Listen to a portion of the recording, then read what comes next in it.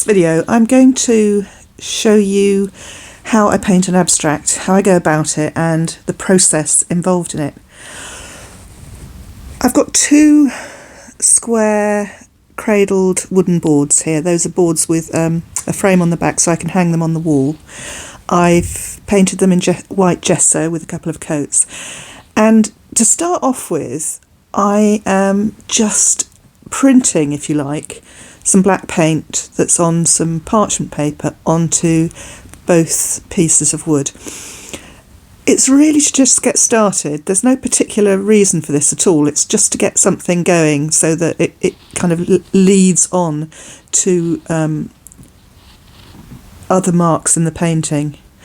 They might just disappear in the end, I don't know. I'm using a roller to make marks as well, running them through the black, and now I've got a kitchen spatula, and I'm just really roughly painting on. I'm not thinking too much about what I'm doing, but what I will say is that this is painted in winter. I've got a dog and I walk him every day by a lake, which has got lots of blues and it's quite icy at the moment. So I feel that the inspiration has probably come from here. But to be perfectly honest, at the moment, I'm not really thinking of anything. I'm picking some colours and making some marks. I'm using different tools, so I think I'm on to my third or fourth tool now, and that's just a brush.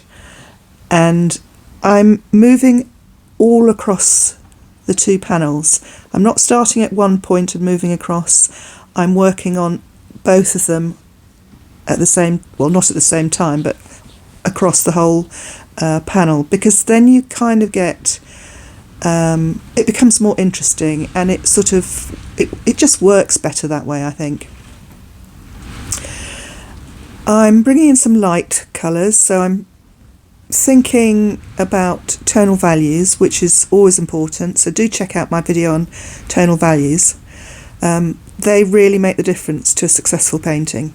So I've got some whites in here, and as you can see, I'm not worried about mixing the colours that are already on the wood with the colours that I'm applying.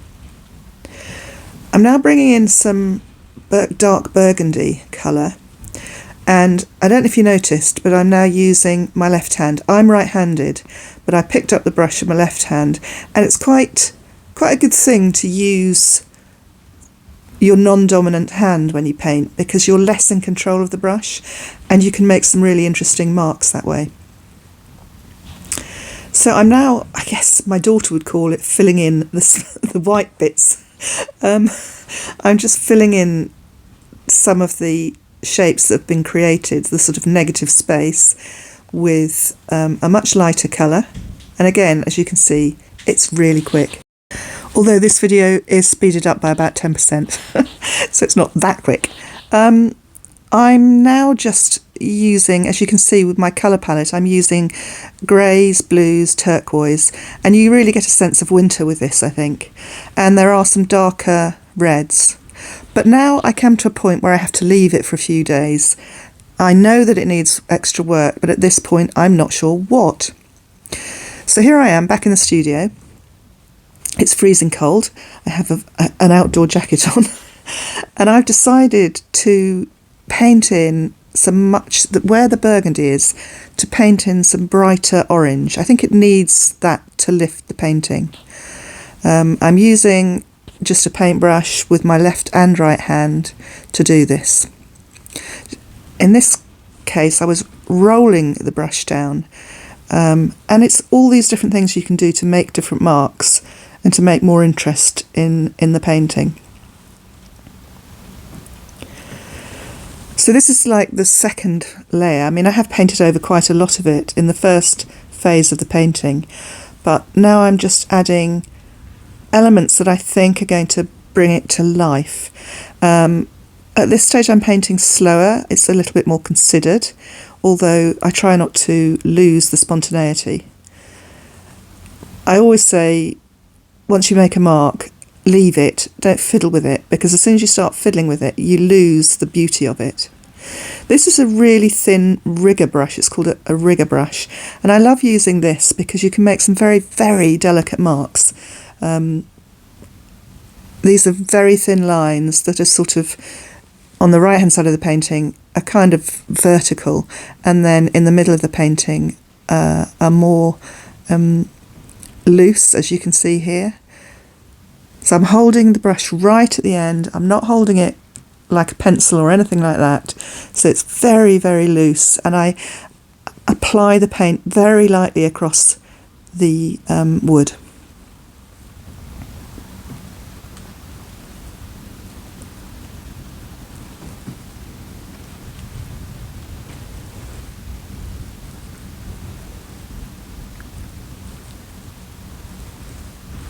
Now I'm considering the tonal values.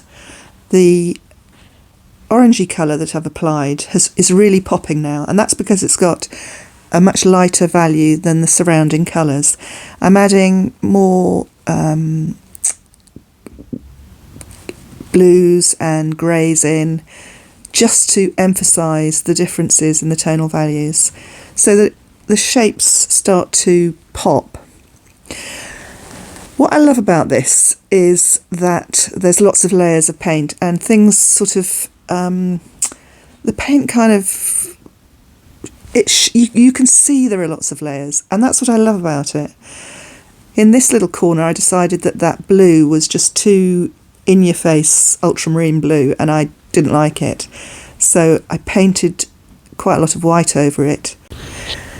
There are now lots of layers, and the marks are really loose and varied, so it creates quite a dynamic and interesting piece, and I feel I'm pretty happy with it right now. So take a look at some sections of the painting, and you can see the marks that I was telling you about. The thin lines, the layers, the tonal differences, the difference in marks. They all add to the richness of a painting. And this is the whole painting. I called this a winter's walk. If you enjoyed this video, please like and subscribe to see more.